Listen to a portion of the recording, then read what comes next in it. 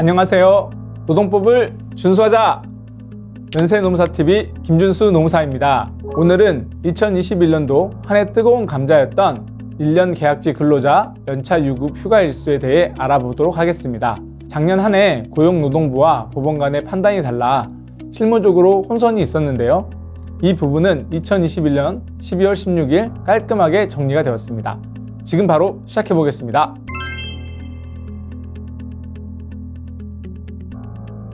연차 유급 휴가란 근로기준법 제60조에 따라 과거 성실하게 근로한 근로자에 대한 보상으로서 휴식의 기회를 유급으로 제공하는 근로기준법상의 제도를 말합니다.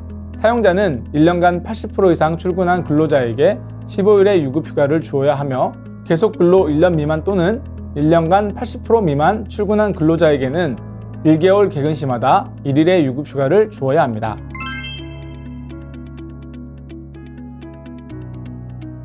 딱 정해드리겠습니다. 정답은 11개입니다. 이전까지 고용노동부는 1년 계약직에 대해 최대 26개의 연차가 발생한다고 보았습니다.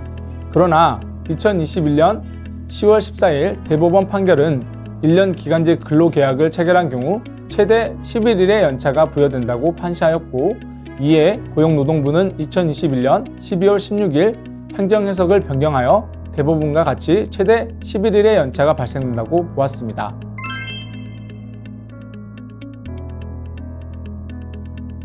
과거에는 1년간 80% 이상 출근으로 받은 2년차의 15일 연차에서 1년차에 사용한 연차만큼 공제하는 조항이 있었으나 2017년 11월 28일 근속기간 2년 미만 근로자의 휴가권을 보장하기 위해 삭제되어 현재는 입사 후 1년 미만일 때 1개월 개근 시마다 주어지는 최대 11일 이내에 1년간 근로를 마치고 그중 80% 이상 출근하면 2년차에 사용할 15일을 별도로 주도록 규정하고 있어서 문제되었습니다. 이에 고용노동부는 만 1년 근무 시 1년 미만 기간 동안의 연차 11개와 1년 시 발생하는 연차 15개를 더한 26개의 연차가 발생된다고 보았습니다.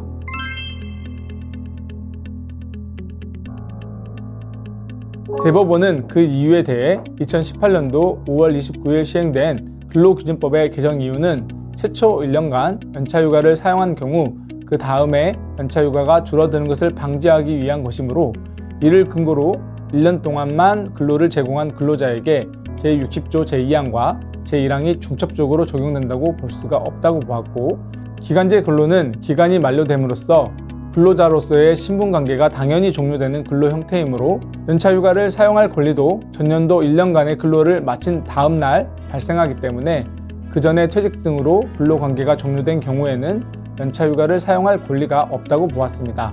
또 장기 근속 근로자와 비교하더라도 1년 기간제 근로계약을 체결한 근로자가 더 우대받는 결과가 발생하기에 형평성에도 반한다고 보았습니다.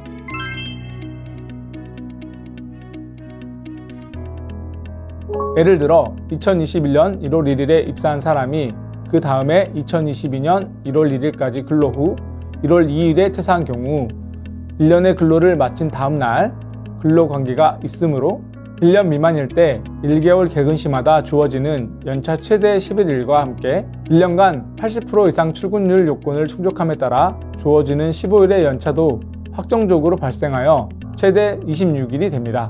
따라서 근로자가 1년 1일을 근로하고 퇴직할 경우 미사용한 연차휴가 모두를 수당으로 청구할 수 있습니다.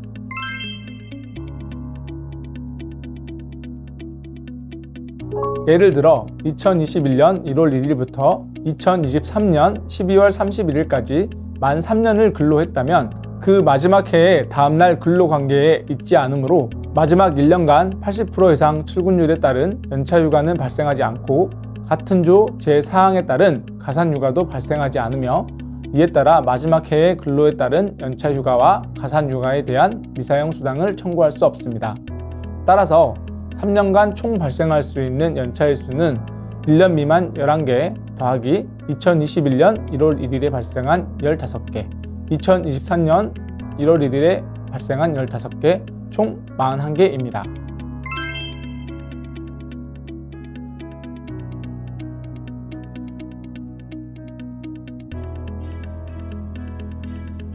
오늘은 최근 고용노동부와 법원 간의 대립이 있었던 만 1년 기간 근로자의 연차 유급 휴가에 대해 알아보았습니다.